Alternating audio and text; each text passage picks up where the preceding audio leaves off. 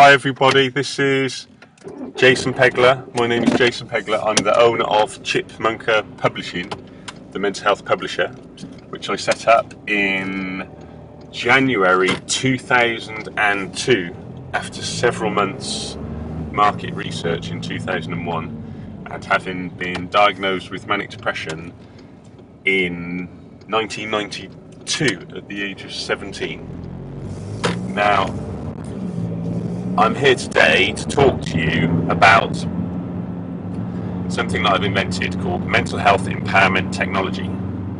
And this is specifically designed to help anyone who has a mental illness overcome, conquer, learn to live with, manage their mental illness better. It's a unique model that I've invented after many years of learning to understand the stigma attached to the manic depression that I had, the label of a diagnosis, the social construct, the reality of being a bit different, learning to live with the humiliation of a mental illness. And what I'm offering is a 1 hour phone call consultation with me where I can mentor you to advise you to how to overcome your mental illness. Now, that's specifically who it's designed for. It's also designed it's also relevant for people who work in mental health, who want to understand their clients' needs better and empathize with them more, and also carers who want to understand the nature of the feelings that goes with having a mental illness and strategies that can be learnt to empathize with and empower more. One thing that I found a lot over the years is that when I wrote my autobiography, A Can of Madness, an autobiography on my living with bipolar, is that thousands of people have written to me and they have identified the way that I described mania and how to come to terms with that mania. So that's something that it wasn't what I was expecting when I wrote the book, to be honest, but that people connect with that in a really big way. So what is mental health empowerment technology? Well, like I said, it's something that I've created, and because I feel that there is a real need for people with mental illness to have a solution, to be offered a solution, rather than be told that they will have a mental illness their whole life, they won't be able to get over it, they'll always be on medication, and they live kind of zombie lives, and things like that. Now, I must stress it's completely up to you to take responsibility for if you're on medication and everything, liaise with your psychiatrist and everything. That's kind of not what this is about. This is really about strategies that you can use and how I can help you in a 1 hour consultation. Of course, I'll be doing webinars, seminars and things like this, already do this kind of thing. So now, how can I help? And what is mental health empowerment technology? Well, it's kind of a combination of lots of things. I developed a model. Writing saved my life. Okay, so I've developed a model which I call WACPI, which is writing as catharsis and publishing as empowerment. And I think when a lot of people can write a memoir on mental illness, but if they're writing the wrong thing, i.e. something that's sad, how therapeutic is that? That's kind of like almost like the old model of psychotherapy, where you just look at the most horrific thing and in your past and say, well, that must be what triggered everything. How'd you get out of that mindset? So, but mental health empowerment technology, it's not counselling, it's not cognitive behavioural therapy, it's not NLP, neuro-linguistic programming, it's not coaching, it's not consultancy, it's kind of mentoring. Really, it's a kind of combination of incorporates all of those different things that I've just said in some kind of shape, form, or other. But it's really coming from the heart of someone who's experienced mental illness and who has the mindset to accept that that is a reality, that that's happened in the real world, but mentally knows that they can overcome it, because they know more than anything it's a kind of a label, and it can happen to anybody. Anyone can break down at any moment, and we all have the potential to come back, to break through again. So this is something I've been developing for a long time, and it's really something that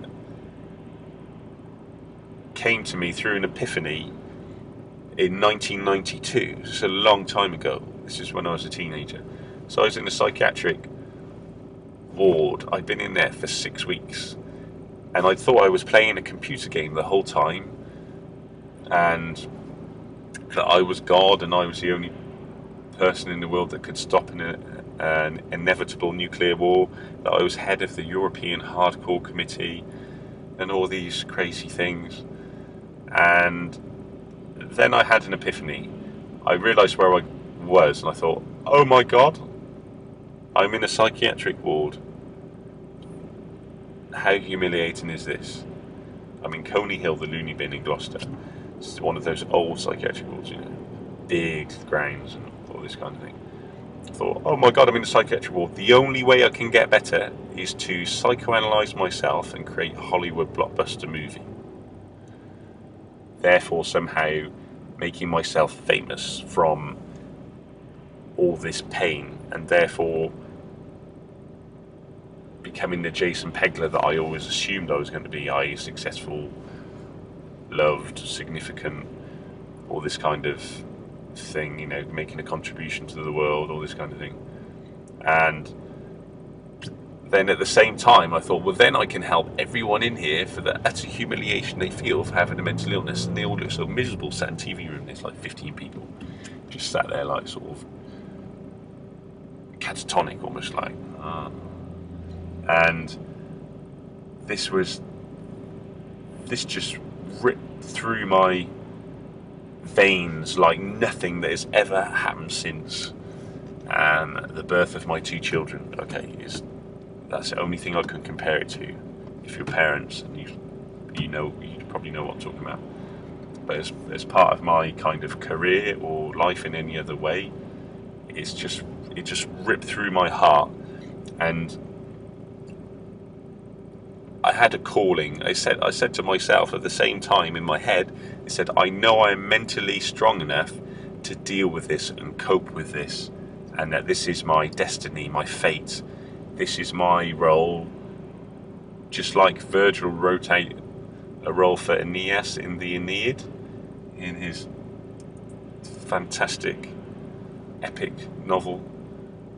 This is what I felt my calling was in life. And I feel that we all feel like we have a calling in life, whether it's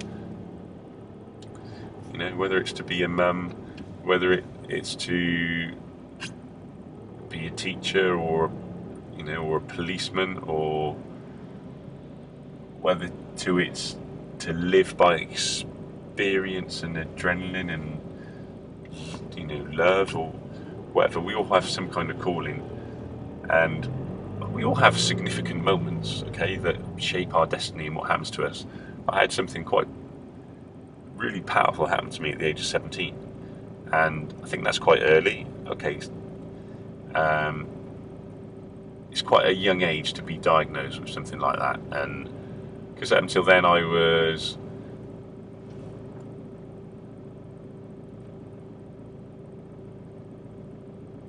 had lots of skills, and I had quite a lot of success, and a difficult but a good upbringing as well, in many ways. And I felt I was unique, but going through that experience definitely made me unique in a different way, and an unexpected way, and made my life more of a puzzle, and it turned into this mental health crusade. So with this 1 hour mental health empowerment technology phone conversation, you pay in advance one-off. The reason why I want it 1 hour is because I want to make sure that I need to know a little bit about the person. Okay, so, and I'll be asking lots of questions, and these questions, they're not set in stone. It depends on what information you give me. Okay, and what I'll be doing is helping you paint a better, it's almost like a better map of your life, a better way of mapping your life out, and ways that you can, strategies you can take straight away to implement improvements in your life, so that at the end of your life, when you come face to face with yourself later on, you're looking at the person that you actually are, not the person you could have been. I think that's really powerful. And if you imagine that you've passed away and that you're in heaven, let's hope we all go to heaven, and you meet an alien from another planet and they say, what did you do on Earth? What contribution did you make on Earth? And you say, excuse me, what are you talking about? How many people's lives did you affect? What impact did you make? This kind of thing. So it's all about reaching your full potential. And people have been asking me for over a decade, people have been asking me for specific advice on, mental health and things like that. And I used to give people a lot of advice for free for a long time, and it worked pretty well. And then I thought, well, for quite a long time I thought, look, I'll just focus on the publishing and do that, because as a publisher I don't have a view on someone's particular condition, right? It's an impartial thing, which is really important as a publisher. Okay, I can advise on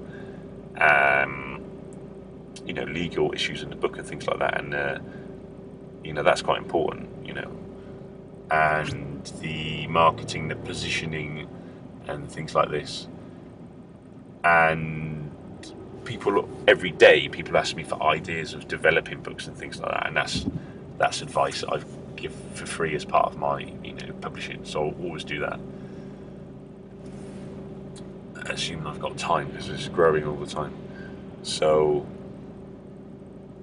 what really is the exciting about this is that I feel like I have a strategy to cure mental illness, to be perfectly honest. And okay, it's quite a utopian ideal, because more and more people are getting diagnosed with mental illness every year, and really every 1 in 4 of us have it at any one time in any 12-month period, and it's on the increase, and more people are being diagnosed. We have coffee disorder, there's probably Twitter disorder, Facebook disorder now, there'll be Foursquare disorder, Google Plus disorder, social networking anxiety, you name it. Like, there's just more and more things. Really, it's kind of, in one way, it's the limits of linguistics, the limits of language, that we have to kind of compartmentalize things. Otherwise there'll be anarchy as well, won't there? If you don't try and treat someone who is acting in a very peculiar way, really a manic, going around, try and give you an example, I don't know, going around putting strange messages through everyone's door in the morning, talking about talking about a nuclear war that's going to happen, or a European hardcore committee that just exists in someone's mind. So there's lots of possibilities. Now, one thing that I'll be incorporating into the conversation is I'll be lifting your spirits. Okay, so you might can't join the conversation and say, oh yeah, I'm doing this is hopeless, and I'll be giving you specific remedies, strategies, so things to go. The great thing these days, you see, is when I had my own epiphany, there was no Google, there was no, it was kind of, the voice of the world almost came through Hollywood in a way, the kind of creative hub. That's what I felt. Now with information, it's just such amazing. You can Google whatever you want to find out. You can share information with so many people on Facebook, and the wealth of information you get from these social networking sites of people being themselves is unbelievable. So there's such a huge resource of information out there, and I'll be giving signposts, and there'll be like just amazing opportunities for you to implement the strategies that I say and take notes while I'm talking. And it's really important to act on what I'm saying, because if I give you lots of things to do and then you don't act on any of them, well, it's just going to be like, oh, that was a great conversation, but what difference did it actually make? If I say, let's do this, this and this, then that's going to make a real difference. But what also I'm going to do is to improve the way that you look at yourself, improve the way that you're likely to make decisions and go and act and not procrastinate, give you a real sense and vision and feeling that you can really achieve what sometimes you just might daydream about or might come into your mind just for a moment and then disappear, and then you get trapped in that negative cycle of thinking.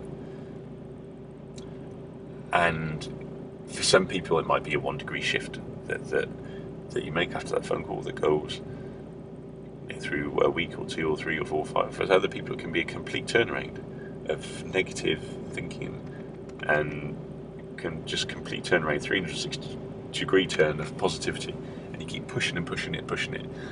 And we all have peaks and troughs, so we all have difficult days, but I'll be talking about things as, what can you do last thing at night that will help you for the next day? How can you plant messages in your unconscious mind, your subconscious, superconscious mind, so that you can act better? What is it that you really want to do? What is holding you back? How do you perceive your mental illness? What actually happened? Can you sum up what happened in 20 words and then say where you are now and say where you want to be in another 20 words? It's not a 20-minute conversation of, I went through this and this and this. Can you sum it up? Can you use brevity to say, look, this is what happened to me? Draw a line in the sand and then get over it. Is writing going to help you to get in a position where you can do that quicker? So, what other strategies can you use? What other personal development nuggets can you use? People who have led psychology over the last 50 years, psychological thought. Who do I think is relevant for you that you should be going out and reading and listening to MP3s and things like that? How do I think you can contribute to society in a better way? What can you do to make your friends and family view you in a better light and support you instead of judging you?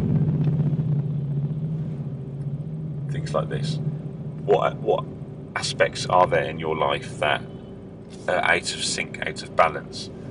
So, and how to remedy that as quickly as possible. So it might be, okay, your work life is okay, but your home life isn't, so you're too much into work.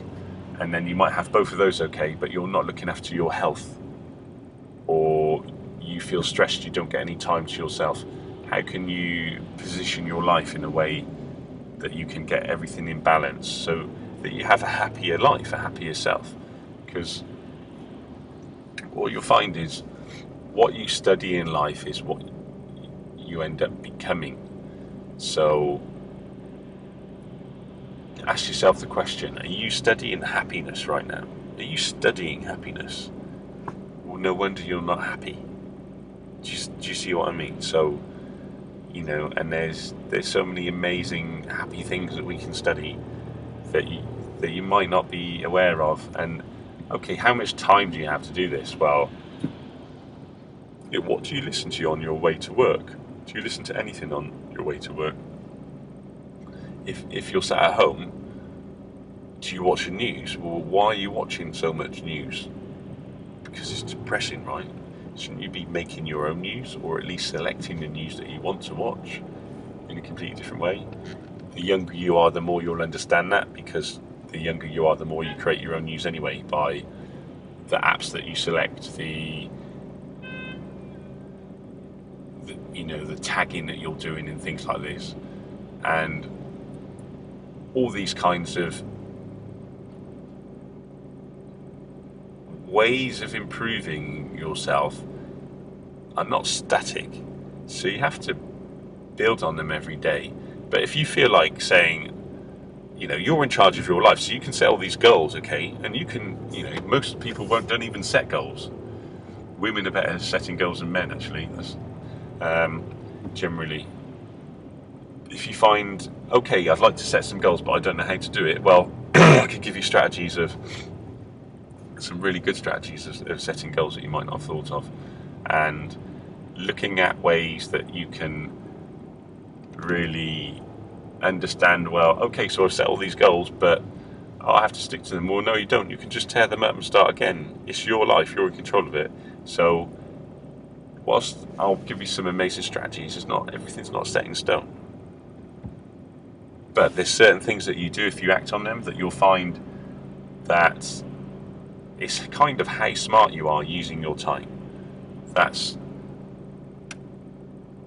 think that's a great skill for everyone in life. Can you be extremely smart using your time? Because then you'll find that the next time you spend an hour on doing something, you'll be 2, 3, 5, 10 times more productive. And we all have a limited amount of time on Earth, whatever our religious beliefs in the afterlife or karma, whatever. We all have a limited time, and we all want to make the most of it, and we also want to have as happy as impact on other people as we can. And we love our friends and our family, or we admire people in the world that we haven't even met. So how can we pull all these things together and really take ourselves to the next level? And how can we master mental health empowerment technology? Well, this is a model that I'm spending the rest of my life pushing this model out there, because I want to stop the 1 million people that commit suicide every year. I want to make that number 0 if I can. I want to make it as low as possible. Just make some kind of contribution. Because I've been there, and I'm never letting myself get back into that space. It's just not going to happen with me. So the people that I can help along the way to stop themselves getting that there, and once they're mentally strong enough, they can be ambassadors to stop other people getting that way. But then that's happy days. So, have you ever seen Happy Days? I feel like mental health empowerment technology is kind of like, spending an hour with the Fonz, if you like. I'm here to cheer you up, and I'm here to cheer you up and give you strategies you can take away and go and implement and make yourself even better. And what I don't want to do is to kind of tie people into a kind of coaching contract, as it were, where you have to pay for 6 or 12 sessions in advance, and you're almost in a kind of desperate state to improve and to make the most out of something. And there's all these different methods of coaching. You don't know what coach to choose, and then of course coaching is very specific in the sense that now they've got coaches about it was all life coaching, wasn't it? And then you've got image coaches. Now you've got coaches on specific things. You've probably got Twitter coaches now. Certainly, yeah. And you've got all these You know, it's like anyone can be a social media expert at the moment, can't they? Social media expert.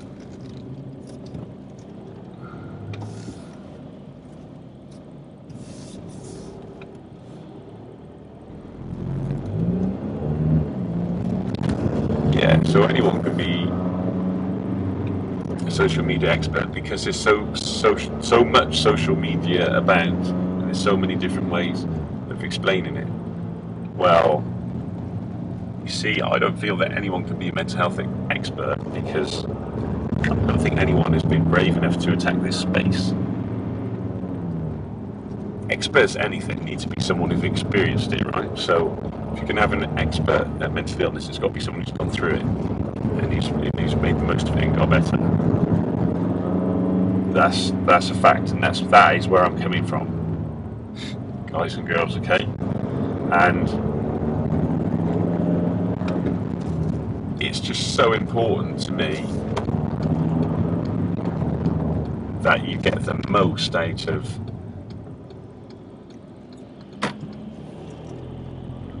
this 1 hour, mate.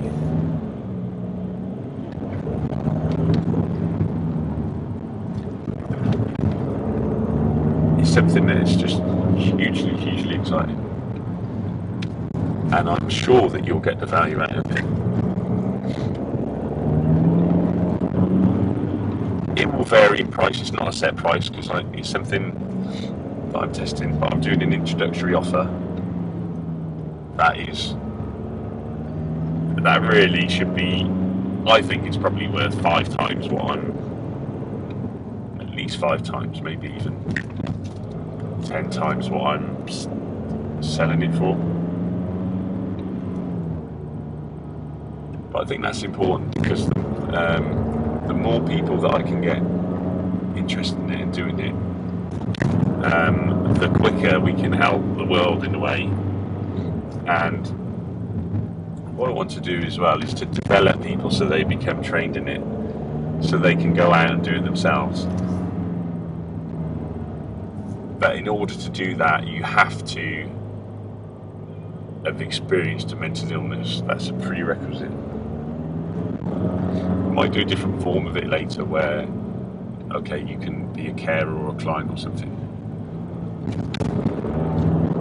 But for me, you have to have gone through the insane experience of being diagnosed with mental illness or whatever it is. Because if you've got the mental strength to get over that, then you can be a force for good, my friends. You can really stand out, and you can become a great part of connecting the universe together and creating harmony within it. A great part of empowering other people so that the world is a better place, so that we can really help tackle the injustices in the world and the starvation, the poverty, the wars, all the important things that living in the Western, being born in the Western world, myself being born in England, that I've taken for granted growing up. And a lot of you will have taken that for granted growing up as well, but some of you won't have, who are listening to this, and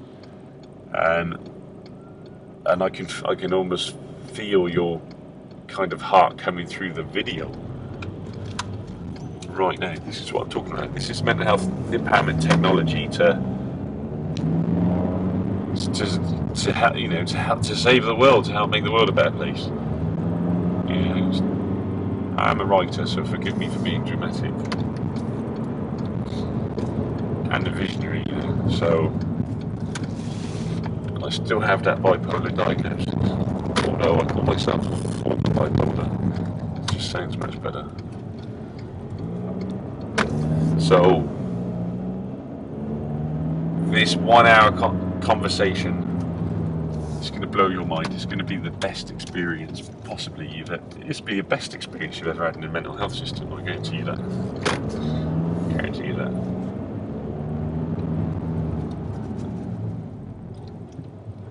And the great thing is that you're not in the mental health system while you're talking about it. It's just kind of, it's outside of it, but it understands it, okay? and it's brought everything from the commercial world, all this, the knowledge for self-improvement. I've modelled the greatest people in business, sports, fitness, nutrition, motivation, coaching, NLP. Modelled the masters. I have a love of learning, and all the knowledge I have put into my brain is there for yours for that hour. I'm going to pick out the nuggets, the best bits for you. So I'm off to the gym now, and I hope you've enjoyed listening to me. I wish you to have an absolutely fantastic day. Look out for the information below, and you can always click on the website Chipmunkapublishing, CHIPMUNKA publishing.com. But there'll be links here and information here about the 1 hour mental health empowerment technology conversation with Jason Pegler.